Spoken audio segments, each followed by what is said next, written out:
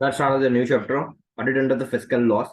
जो physical laws में मतलब अपन को टैक्स ऑडिट मेन पढ़ना है। टैक्स ऑडिट में क्या क्या प्रोविजन है। पहले एक छोटा सा टॉपिक है, छोटू सा टॉपिक है, ऑडिट ऑफ पब्लिक ट्रस्ट। अब ऑडिट ऑफ पब्लिक ट्रस्ट में पहले तो रिक्वायरमेंट्स क्या है।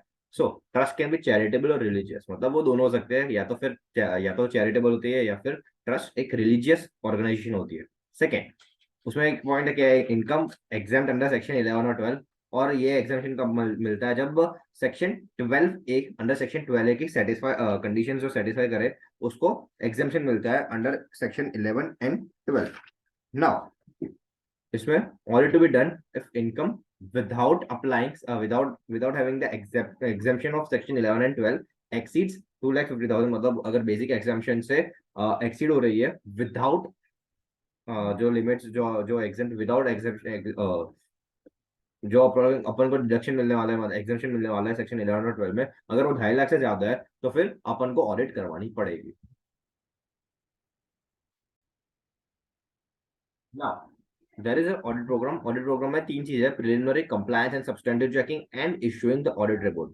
Now first of all preliminary में क्या है कि अपन को रिजोल्यूशन, बोर्ड रिजोल्यूशन, पहले तो a copy of resolution from the trust specifying the appointment so as to determine the scope of the audit, मतलब जो अपना स्कोप है वो जानने के लिए रिजोल्यूशन जो पास किया है वो ले लो।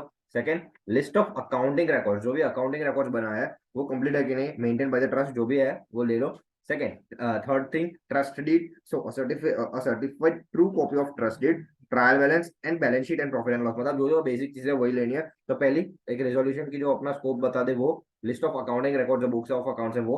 थर्ड, ट्रस्ट डीड, जो ट्रस्ट की जो ट्रस्ट डीड होती है वो। लास्ट के 2 पॉइंट सिंपल है, trial balance and balance sheet and payment, वो ले लो। ऑडिट प्रोग्राम है first preliminary checking, then now compliance and substantive checking. उसमें उसमें भी तीन पार्ट है। So first, compliance and substantive checking में पहला एग्जामिन इंटरनल कंट्रोल्स, वो कंप्लायंस का पार्ट हो गया। So first one is compliance, so वो test of controls and test of details वाला है। तो वाउचिंग वाउचिंग और वो सब टेस्ट ऑफ डिटेल्स में आता है। एग्जामिनिंग द इंटरनल कंट्रोल वो टेस्ट ऑफ कंट्रोल में आता है। So compliance and substantive checking में पहला examine the internal control. Second, vouching to ensure that transactions are within the power of the trust, it is authorised by the trustee. Third, accounting of all income and expenses are done. And the third and the fourth and the last is amount is applied towards the object for which the trust was formed. So पहला examine the internal control को examine करो। Second, vouching कर दो। उसमें क्या देखना है कि उससे क्या इंश्योर होगा कि भाई जो भी ट्रांजेक्शन कर रहा है विद इन पावर है, ऑथोराइज है ट्रस्टी की। Third, accounting of all income and expenses हो रही है कि नहीं। और लास्ट पॉइंट है, amount is applied towards the object for which the trust was form. Third, now उसमें थर्ड पॉइंट है, check the whether financial agrees with the trial balance, उतना चेक करना है, कुछ उतना है नहीं। Issuing audit report form number 10B, बस उतना याद रखना है। फॉर्म नंबर 10B में अपने ऑडिट रिपोर्ट ट्रस्ट की डालते, ट्रस्ट की रिपोर्टिंग करते हैं फॉर्म नंबर 10B में। तो that was the audit of public trust. Now tax audit under section 44AB। अब टैक्स ऑडिट में पहले तो एप्लीकेबिलिटी देखते हैं। 44AB के सेक्शन है टैक्स ऑडिट का। First of all we will check the applicability. Now, in the applicability standpoint, the first point is a business having a turnover of more than 1 crore. This 1 crore can be replaced by 10 crores if any receipts and any payments are made in cash which is less than or equal to 5%। मतलब अगर 5% से ज्यादा का जो transaction है वो cash में हुआ है तो फिर 1 करोड़ ही रहेगी। अगर वो उससे कम का जो कैश में ट्रांजेक्शन होता है तो फिर अपने को 10 crore. So provided that in case of a person whose aggregate of all amounts received including amount received for sales turnover gross received during the year in cash does not exceed 5% of the said amount. ये जो चीज है, payment भी 5% से ज्यादा cash में नहीं किया और लिया भी 5% से ज्यादा नहीं है, तो अपनी लिमिट 10 करोड़ हो जाएगी ऑडिट करवाने की। ना सेकंड, प्रोफेशन में turnover more than 50 lakhs। Third, 44A, 44BB and 44BBB। अब ये कौन सा सेक्शन है? 44A है अपना, 44A है एक्सप्लोरेशन ऑफ। 44A में कुछ नहीं दिया अपन को, 44BB में दिया है कि 44BB क्या है? Exploration of mineral oil, exploration of mineral oil 44BB में आता है। 44BBB में क्या आता है? 44BBB में foreign companies engage in civil construction. So foreign companies in civil construction, तो वो आ जाती है। इफ क्लेमिंग लोअर इनकम, अगर वो लोअर इनकम क्लेम कर रहे हैं तो उनको एप्लीकेबल हो जाएगा ऑडिट करवाना कि भाई तुम लोअर इनकम दिखा रहे हो तो भाई एक बार ऑडिट करवा दो और properly books of accounts check करवा लो। Now the fourth point is 44 ADA in which claiming lower income and plus income must exceed maximum exempted amount। मतलब उसकी जो इनकम है वो मैक्सिमम जो एग्जेम्प्टेड अमाउंट है 44 AD में 8% वाली जो मैक्सिमम एग्जेम्प्टेड अमाउंट है उससे ज्यादा होनी चाहिए। तो वो वाला पॉइंट यहाँ पे आ जाता है। So claiming lower income and income must exceed maximum exempted amount. And the fifth point is income must exceed maximum 44 AD subsection 4। ये वो बिजनेस वाला पॉइंट है। सो 44 अड्डा वाला तो वो है अपना प्रोफेशन वाला, तो वो वाला है 50% वाला है शायद अड्डा में। और 44 AD सबसेक्शन 4 में income must exceed maximum exempted amount. अब इसमें है ना इस एक ट्रिक है याद करने की कि भाई ये क्लेमिंग लोअर इनकम और वो सब क्या क्या है। सो पहला तो देख, पहला क्लेमिंग लोअर इनकम है।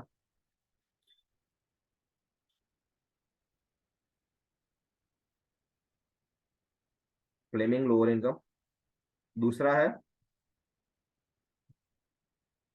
Income must exceed maximum amount.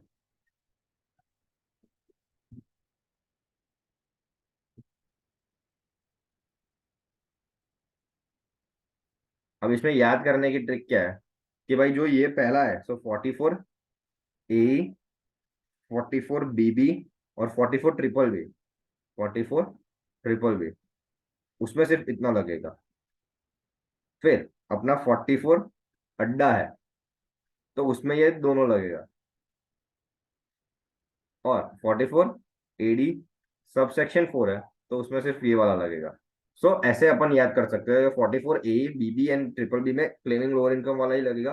44 AD में claiming lower income and income must exceed amount minimum amount वो भी लगेगा। और 44 AD सब सेक्शन 4 में सिर्फ income must exceed the minimum amount वही लगेगा। Now this point is done applicability वाला।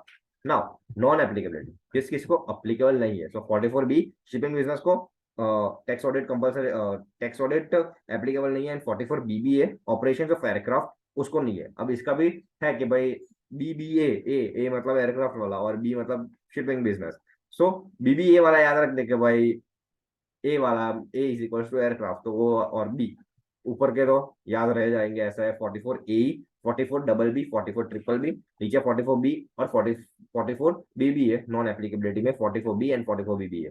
Now points to be consider, ये थोड़ा इंपॉर्टेंट आंसर आ गया। पहला चल ट्रेड डिस्काउंट डिडक्ट करना पड़ेगा। Points to be consider by turnover गिनने के लिए ट्रेड डिस्काउंट को डिडक्ट करना है, कैश डिस्काउंट को डिडक्ट नहीं करना है। क्योंकि कैश डिस्काउंट क्या है कि भाई एक फाइनेंशियल चार्ज है। वो कैसा है कि भाई अपन ने पहले सेल कर दिया पर 60 डेज के बाद 45 डेज। चलो कोई नहीं, let's start again. So points to be considered. अब से टर्नओवर में कौन सी चीज डिडक्ट होगी या फिर कौन सी चीज डिडक्ट नहीं होगी। पहले ट्रेड डिस्काउंट तो डिडक्ट होगा। नाउ सेकंड कैश डिस्काउंट क्यों डिडक्ट नहीं होगा क्योंकि वो एक फाइनेंशियल चार्ज है। अब अपन ने सेल क्रेडिट पीरियड 60 डेज का दिया था पर वो आपके 45 डेज पे ऐसा बोलता है कि भाई मुझे पेमेंट करना है तो मुझे कैश डिस्काउंट लेके पेमेंट करवा दो।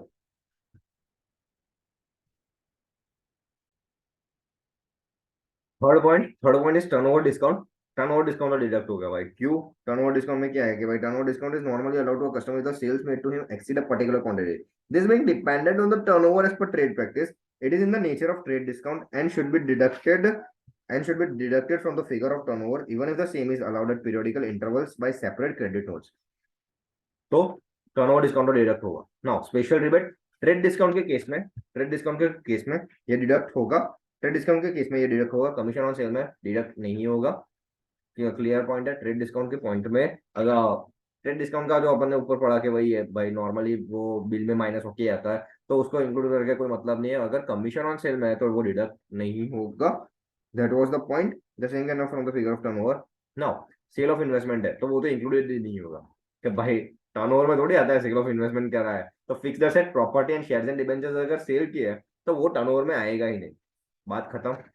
And the last point is price of good return, वो डिडक्ट होगा इवन इफ और अर्लियर ईयर्स के भाई पिछले साल का अपन को इस साल में मिल रहा है गुड रिटर्न तो फिर भी उसका भी डिडक्शन अपन को मिल जाएगा टर्नओवर में। सो ट्रेड डिस्काउंट डिडक्ट होगा, कैश डिस्काउंट नहीं होगा। टर्नओवर डिस्काउंट डिडक्ट होगा, स्पेशल रिबेट में ट्रेड डिस्काउंट होगा, ट्रेड डिस्काउंट होगा, कमीशन ऑन सेल नहीं होगा। That was it. अब ये सब तो इंक्लूडेड नहीं होगा, सेल ऑफ इन्वेस्टमेंट है वो तो आएगा ही नहीं टर्नओवर में भाई। फिक्स्ड एसेट, प्रॉपर्टी और शेयर्स और डिबेंचर्स अगर बेचे तो वो आएगा ही नहीं। प्राइस ऑफ गुड्स रिटर्न वो डिडक्ट होगा, एंड अगर वो अर्लियर ईयर्स का भी है फिर भी वो होएगा। Now liability for tax audit, there is no liability for tax audit with the SSC. ये है ना, कुछ है नहीं, वो सब उसमें कर दिया अपन ने। नाउ ऑडिटर का पॉइंट है, ऑडिटर के पॉइंट में थोड़ी ही चीज है। Should be conducted by an accountant, accountant is equal to CA, अपने ये डेफिनेशन में दिया है कि अकाउंटेंट सीए होगा ना। कोऑपरेटिव सोसाइटी, अब अगर कोऑपरेटिव सोसाइटी का क्या केस है कि भाई स्टैट्यूटरी ऑडिटर कोई भी पर्सन होगा, इसमें ऐसा लिखा है कोऑपरेटिव सोसाइटी और उन सब एक्ट्स में कि उन लोगों का ऑडिट मतलब कोई अकाउंटेंट या फिर कोई दूसरा बंदा भी कर सकता है, not being a CA. CA नहीं है तो अगर स्टैट्यूटरी ऑडिटर सीए है, पर उसका जब टैक्स ऑडिट 44 AB का जो जो रिपोर्ट बनेगा वो तो सीए ही बनाएगा। बस उतना ही पॉइंट है कि भाई अगर स्टैट्यूटरी ऑडिटर भले बाहर का कोई भी इंसान हो, जनरली तो क्या होता है stat audit tax auditor same ही होता है, बट अगर स्टैट्यूटरी ऑडिटर बाहर का कोई इंसान है पर तो उस कोऑपरेटिव सोसाइटी को एक टैक्स ऑडिटर जो सीए है उसको अपॉइंट करना ही पड़ेगा। Now specified date of filing 30 सितंबर of relevant assessment year, that is the date prior to 1 month of the due date. जो 31 अक्टूबर को अपन को पता है कि रिटर्न फाइल करने होते हैं, तो 30 सितंबर तक टैक्स ऑडिट तैयार हो जानी चाहिए। Now penalty under section 44 AB, तो बिजनेस के लिए क्या है 0.5% ऑफ टोटल सेल्स टर्नओवर और ग्रॉस रिसिप्ट, और प्रोफेशन के लिए 0.5% ऑफ ग्रॉस रिसिप्ट और 1,50,000 विच एवर इज लेस जो होगा वो अपन को पेनल्टी भरनी पड़ेगी। Now forms of report, form 3C and 3CD conducting audit under any other law. अब इसमें कैसा है कि भाई 3C में क्या आएगा कि अगर कोई दूसरे दूसरे एक्ट में ऐसा बोला है कि इसकी ऑडिट करनी है, मतलब कंपनीज एक्ट में ऐसा बोला है कि इसकी इस कंपनी की ऑडिट होनी चाहिए, तो अगर उस कंपनीज एक्ट के हिसाब से अगर वो ऑडिट हुई है तो वो चलेगा। उसका जो रिपोर्ट है वो अपन को टैक्स ऑडिट रिपोर्ट 3CD में एंक्लोज कर देना है और अपन को बता देना है कि वो ट्रू एंड फेयर व्यू दे रहा है कि नहीं, एक्सेप्ट फॉर्म 3C भी सबके लिए है। सो फॉर्म 3C है जो दूसरे लॉ में कवर हो जा रहा है उसके लिए, और फॉर्म 3C भी जो दूसरे बंदे बाकी रह गए उसके लिए है। नाउ एक पॉइंट है यहाँ पे, पॉइंट नंबर 16 मॉड्यूल का है।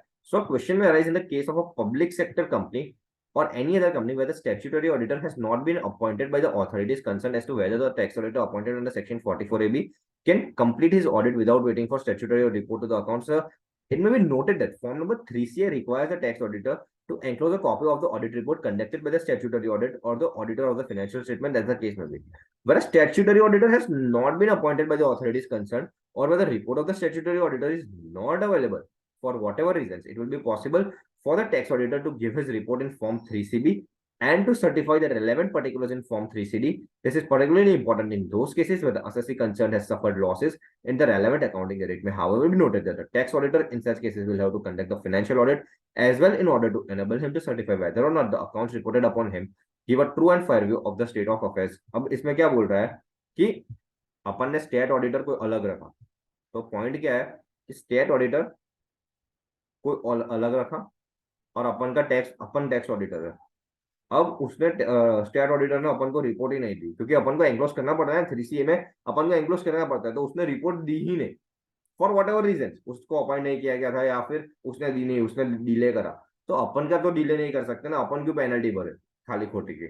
सो टैक्स ऑडिटर क्या कर सकता है कि वो 3CB में एज एन अदर मतलब जो 3CB फॉर्म है उसमें उसमें वो खुद ऑडिट करके, जो टैक्स ऑडिटर है वो खुद ऑडिट करके सेल्फ ऑडिट करके 3CB में अपलोड कर सकता है, और 3CD में अपनी जो मार्किंग्स है वो जो देना है ओपिनियन उसको तो वो दे सकता है 3CB में ऑडिट करके। तो यही पॉइंट है कि भाई अगर स्टैट्यूटरी ऑडिटर रिपोर्ट नहीं देता तो अपन 3CA में फाइलिंग नहीं कर सकते, क्योंकि 3CA में अपन को ऑडिट रिपोर्ट एनक्लोज करनी पड़ती है। तो 3CB में करके तो भाई अपलोड कर दे और 3CD भी भर दे, तो यही पॉइंट है बस। So that was it, lecture number 1 for audit under fiscal laws.